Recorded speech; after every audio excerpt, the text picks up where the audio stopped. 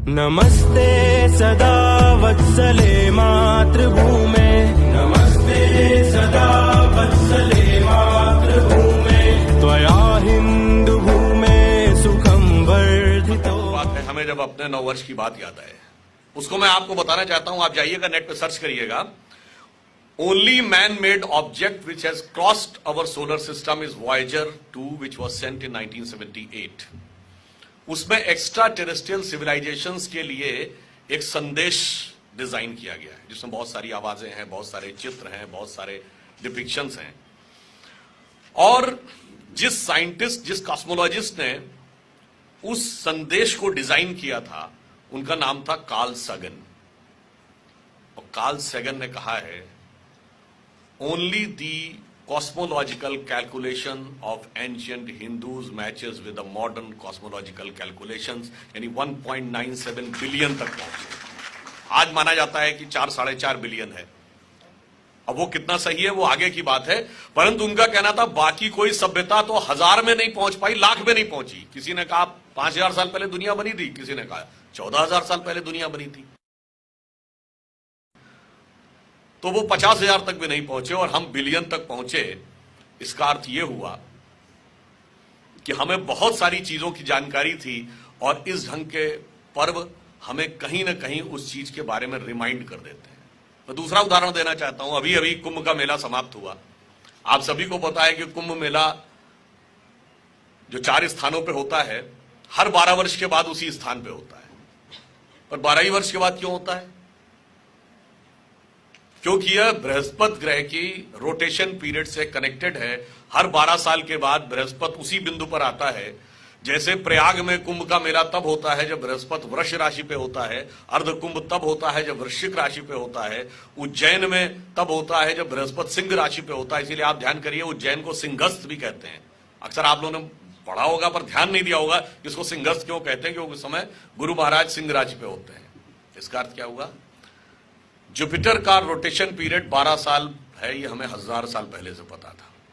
और आपको कब पता चला? 150 साल पहले। उसके बावजूद हम अवैज्ञानिक हैं और बाकी लोग वैज्ञानिक हैं, ये रैशनलिस्ट थिंकर्स ने हमको बताया है। दूसरा उदाहरण देता हूं। उससे पहले एक पर्व पड़ा था हमारा मकर संक्रांति, सूर्य के दक्षिणायन से उत्तरायण जाने का पर्व। अब ये दक्षिणायन से उत्तरायण क्या होता है? Moving from southern hemisphere to northern hemisphere. वो ऐसे होता है जैसे ये अर्थ है, ये अपनी एक्सिस पर रोटेट कर रही है। अगर ये स्ट्रेट होती तो सूर्य की किरणें सीधे इक्वेटर के आसपास कंटिन्यूअस पड़ती और वो इलाका रेगिस्तान बन जाता बिकॉज ऑफ एक्सेसिव हीट। और नॉर्थ और साउथ पोल बर्फीले रेगिस्तान बन जाते, तो न मौसम बदलता न जीवन होता। पर फैक्ट ये है कि अर्थ स्ट्रेट ना होकर 23.5 डिग्री पे टिल्टेड है, तो half of the time southern hemisphere पे रहता है, half of the time northern hemisphere पे रहता है, तो मौसम भी बदलता है और जीवन भी चलता है। मकर संक्रांति हम कब से मना रहे हैं? वैदिक काल से। इसका मतलब the earth tilt and it's successive changing of the position of sun with with earth, ये हमें हजारों साल पहले से पता था। इसके बावजूद हम अवैज्ञानिक हैं और जो ये कहते थे सूर्य पृथ्वी के चारों ओर घूमता है, जो कहते थे धरती चपटी है, गोल नहीं है, वो लोग वैज्ञानिक थे। ये रैशनलिस्ट थिंकर्स ने हमको समझाया और हमें 3 पीढ़ियों से ये बताया गया, तो कहीं ना कहीं हम लोगों के दिमाग पर भी उस चीज का असर पड़ जाता है। तो ये बहुत सारे आज के जो पर्व हैं, हमारी बहुत सारी ऐसी चीजें, अच्छा ये चीजें ऐसी रच बस जाती हैं हमारी व्यवस्था में कि उसको डिफाइन करना मुश्किल हो जाता है। इसमें क्या वैज्ञानिक है और क्या अवैज्ञानिक है, वो कुछ जानते कैसे है। जैसे हम लोगों ने क्लास 2nd 3rd में जब एडिशन सब्सट्रैक्शन पढ़ा तो क्या कहा जाता है, 4 + 3 कैसे करो? तो टीचर बताती है 4 लाइनें खींचो, फिर कहते हैं जी 3 लाइनें खींचो, फिर चारों को काउंट करो, 7। अब ये हुआ। अब जो मैथमेटिक्स का मेसी है उससे पूछिए तो वो 4⁻³ का इक्वेशन ऐसे ही बता देगा। तो वो 4th क्लास के बच्चे के हिसाब से तो अवैज्ञानिक है, क्योंकि उसने 4 लाइनें नहीं खींची, फिर आगे 3 लाइनें नहीं खींची, चारों को जोड़ा नहीं, तो कैसे बता दिया? वैज्ञानिक अवैज्ञानिक नहीं है, मेंटल लेवल का डिफरेंस है। बस ऐसा ही कुछ अंतर हमारे और बाकियों की सोच में भी था और हमारी वो चीज कहीं ना कहीं इसमें। अब मैं एक और उदाहरण देना चाहता हूं। हम लोगों का नववर्ष सामान्यतः मार्च से प्रारंभ होता है। 2000 साल पहले तो मार्च से ही होता था। आज कभी मार्च में पड़ता, कभी अप्रैल के शुरू में पड़ता है। तो ग्रेगोरियन कैलेंडर और हमारे कैलेंडर में 2 महीने का डिफरेंस है। और हमारे यहाँ एक और बात बड़ी महत्वपूर्ण है इस कैलेंडर में, आप देखिए, हमारा एक भी महीना किसी राजा वाजा के नाम पे नहीं है। अब चैत्र शुक्ल प्रतिपदा को चैत्र क्यों कहते हैं? जिस दिन मून विल बी राइजिंग, यानी शुक्ल पक्ष की प्रतिपदा होगी, उस क्षण मून जिस नक्षत्र में होगा, वो चित्रा नक्षत्र में होगा तो चैत्र मास होगा, विशाखा नक्षत्र में होगा तो वैशाख मास होगा, ज्येष्ठा नक्षत्र में होगा तो ज्येष्ठ होगा। और नक्षत्र यानी concept of constellation was only with the Indian system. नक्षत्र क्या है? 9 प्लैनेट तो पता है, अरे बैकग्राउंड में जो पैटर्न बन रहा है स्टार्स का वो भी तो पता होना चाहिए, यानी you have to have knowledge beyond the solar system. खैर, उसके बाद तो हमारे और उनके में अंतर है 2 महीने का। ग्रेगोरियन कैलेंडर के तमाम महीने बहुत बहुत नामों पे पड़े, सबको पता है, जनवरी, फरवरी, जूलियस सीजर के नाम पे जुलाई पड़ गया, सेंट अगस्टस के नाम पे अगस्त पड़ गया, तो उसको बढ़ाना था तो 30 की बजाय 31 कर दिया गया क्योंकि स्टेचर बड़ा दिखाना था। मगर 4 महीने ऐसे हैं जिनके के बारे में नहीं पता है किसके नाम पे पड़े, वो हैं सितंबर, अक्टूबर, नवंबर और दिसंबर। अब September is the 9th month of the Gregorian calendar, पर as our calendar it is the 7th month। और हमारे यहां जोडियक को 12 पॉइंट्स में डिवाइड किया गया है, तो 12 भागों में विभाजित है।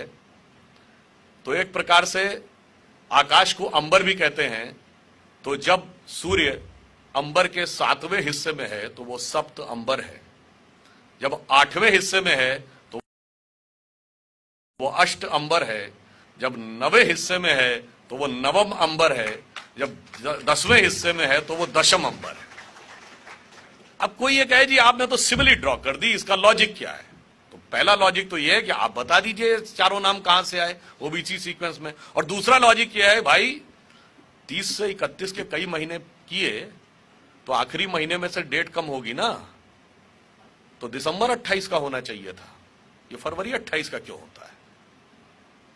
लॉजिकल है ना कि जब आप पिकअप करेंगे कहीं से तो एंड से ही वो कम होगा, इसका मतलब फरवरी वो तो लास्ट मंथ, ये तो बाद में आपने चेंज किया। ये आप समझ लीजिए इसका अर्थ क्या हुआ, पूरी दुनिया हमारे ही संवत्सर को मानती थी, पूरी दुनिया नॉलेज के जिस लेवल पे थी वो हमारा ही अनुसरण करती थी।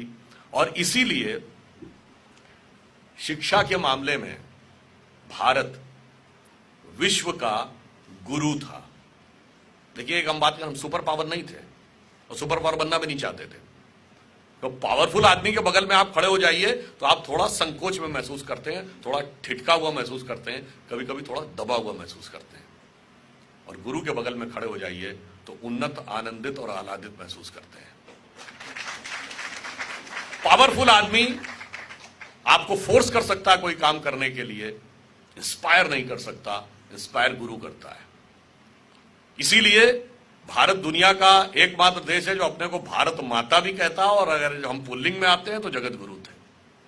और भारत में गुरु और शिष्य परंपरा थी। देखिए जब हम शिक्षा की बात करते हैं, आज सबसे बड़ी समस्या क्या हो गई कि शिक्षा के संदर्भ में हमारे कॉन्सेप्ट वेस्ट के इन्फ्लुएंस में बहुत ज्यादा आ गए। आप सब लोग मतलब इतने विद्वान हैं, सबको ही पता होगा, हम सब लोग एक ना एक समय पे डिग्री ले चुके हैं। जब डिग्री लेना होता है तो उसको कन्वोकेशन होता है। कन्वोकेशन को हिंदी या संस्कृत में क्या कहते हैं? दीक्षांत समारोह। शिक्षांत समारोह नहीं कहते, दीक्षा हमारे यहां इंपॉर्टेंट है। हमारे यहां यह कहा जाता है किस गुरु से दीक्षा ली, शिक्षा ली नहीं। शिक्षा लेने के लिए तो गुरु की आवश्यकता ही नहीं। किताबें अवेलेबल है मार्केट में, आजकल इंटरनेट पे ज्ञान अवेलेबल है। जैसे मैं इंजीनियरिंग का विद्यार्थी रहा, मुझे थोड़ी रुचि हो गई इतिहास के बारे में, इतिहास की किताबें पढ़ लीजिए। आपको अर्थशास्त्र के बारे में रुचि हो जाए, एक 20-25 किताबें, 30-40 किताबें एक साल में पढ़ डालिए, 2 साल में आप 2 साल बाद अर्थशास्त्र के बड़े अच्छे विद्वान हो जाएंगे। शिक्षा के लिए गुरु की आवश्यकता नहीं, दीक्षा के लिए गुरु की आवश्यकता है। और हमारे यहां गुरु और शिष्य में शिक्षा का कॉन्सेप्ट भी बिल्कुल डिफरेंट है। गुरु शब्द की व्याख्या आप में से ज्यादातर लोगों को पता होगी, निश्चित रूप से सभी को पता है। गु शब्द का अर्थ होता है अंधकार, और रू का अर्थ होता है उसको निवारण करना, जो संस्कृत में है गु शब्दस्तु अंधकार स्यात्, रू शब्दस्तन निवर्तिका, अंधकार निवर्तित्वात् गुरुरित्य विधीयते, यानी इसका काम अंधकार का निवारण करना हो। परंतु शिष्य की परिभाषा आप में तो हो सकता कुछ लोगों को पता हो, और मुझे लगता कुछ लोगों को ना भी पता हो। What is the origin of this word शिष्य? आजकल एक और बात भी हो गई, हमारे बच्चे बहुत अंग्रेजी पढ़ने लगे हैं, विदेशी भाषाएं पढ़ने लगे हैं, तो वो जो मूल फंडामेंटल कॉन्सेप्ट से अलग होने लगे हैं। एक्चुअली में हिंदी या संस्कृत में एक शब्द होता है शेष, रेजिडुअल, कितना शेष बचा। शिष्य इज द एडजेक्टिव ऑफ शेष। वेस्ट का कॉन्सेप्ट ये कहता है शिक्षा देनी है तो हमें नॉलेज इंपार्ट करनी है, certain subject, certain things, certain concept उसके दिमाग में हमें इंट्रोड्यूस करने हैं बुद्धि के स्तर पे। हमारी शिक्षा कहती है इंट्रोड्यूस नहीं करने, कोई चीज देनी नहीं है, उसका स्वरूप जो है वो तो हमेशा से ज्ञान का ही है, क्योंकि हमारे यहां हर व्यक्ति को माना गया है अहम ब्रह्मास्मि, वो ब्रह्म का स्वरूप है। केवल माया का आवरण उसके ऊपर आके सेटल हो गया है, उसे हटाना है, और जो जो हटता जाएगा नॉलेज उभर के सामने आती चली जाएगी। इसलिए जब आपने माया को हटाया या अज्ञान का उसके ऊपर से सेटलमेंट हटाया, जो शेष बचा वो शिष्य था।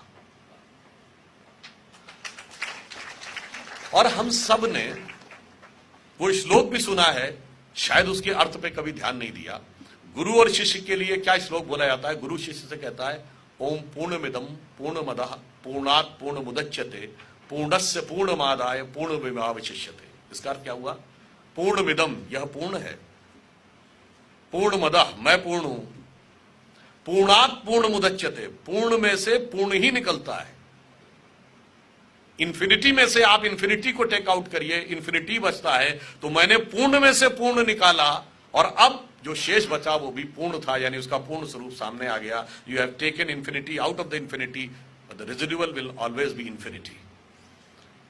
तो गुरु और शिष्य परंपरा का ये अर्थ था, ये नॉलेज का एक अलग लेवल था। इसलिए हमारे यहां नॉलेज के दो पार्ट्स है, विद्या और अविद्या। वेस्ट में ऐसा डिवीजन ही नहीं था, इसलिए वो कंफ्यूज कर गए, विद्या क्या है और अविद्या क्या है। अविद्या सुनने में एक निगेटिव वर्ड लगता है, ऐसा निगेटिव नहीं था। ऑल वर्ल्डली नॉलेज वर अविद्या। ये physics, chemistry, math, zoology, botany, chemistry, sociology, history, geography, engineering, medical, mathematics से लेके आप मैनेजमेंट, ये जो पढ़िए, जो कुछ सांसारिक है वह अविद्या है। विद्या क्या है? उसकी क्लियर डेफिनेशन थी, सा विद्या या विमुक्त है। विद्या वो जो मुक्ति का मार्ग प्रशस्त करे। सरस्वती मां विद्या की देवी थी। विद्या के लिए अधिकारी होना आवश्यक है, अविद्या के लिए अधिकारी होना कोई आवश्यक नहीं है। वर्ल्डली नॉलेज के लिए, जैसे मैंने कहा, ना गुरु की आवश्यकता ना पात्रता की आवश्यकता, जिस सब्जेक्ट का मूड आ जाए किताब पढ़ लीजिए। मगर आज भी अगर आपको अपने अंदर स्पिरिचुअल एलिवेशन करना है तो बहुत सारे अपने ऊपर कंस्ट्रेंट्स लाने पड़ते हैं, कोई गुरु चुनना पड़ता है, उसके गाइडेंस में चलना पड़ता है, क्योंकि आपके पर्सनालिटी का टोटल ट्रांसफॉर्मेशन होता है। इसलिए उनका शिक्षा का कॉन्सेप्ट और हमारा शिक्षा के कॉन्सेप्ट में फंडामेंटल डिफरेंस था।